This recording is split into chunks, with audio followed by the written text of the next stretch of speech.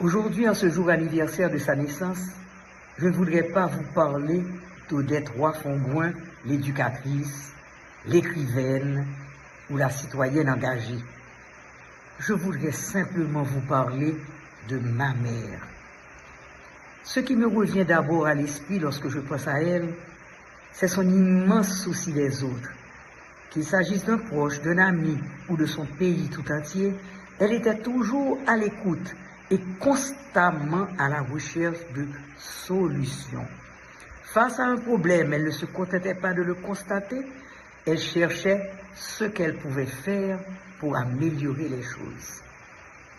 Dans nos familles, Roy, Fongoin, Denis, elle était aussi celle qui rapprochait, qui apaisait les tensions et qui nous rappelait l'importance du respect, du dialogue et de l'unité.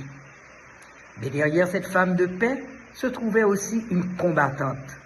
Lorsqu'elle croyait en une idée, elle la défendait avec une détermination remarquable. C'est sans doute ce qui lui valut le surnom affectueux de coq-bataille donné par sa chère famille de cœur, la famille Deschamps. Et ce surnom lui allait parfaitement.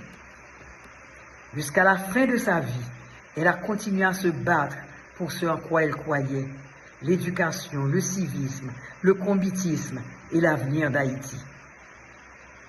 Ce qui me touche le plus aujourd'hui, c'est qu'à plus de 105 ans, alitée et entourée d'infirmières, elle travaillait encore avec moi à l'un de ses livres, un cahier de dessin destiné aux tout-petits, inspiré des grandes dates de notre histoire.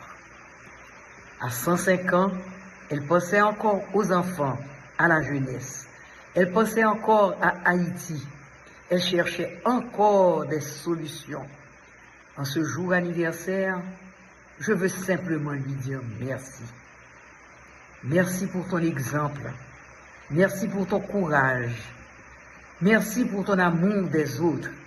Merci pour ton amour d'Haïti. Bonne fête, maman. Ton héritage continue de vivre à travers nous, à travers ta fondation et à travers chaque enfant, chaque éducateur et chaque citoyen qui choisit comme toi de servir, de construire et de faire avancer notre pays.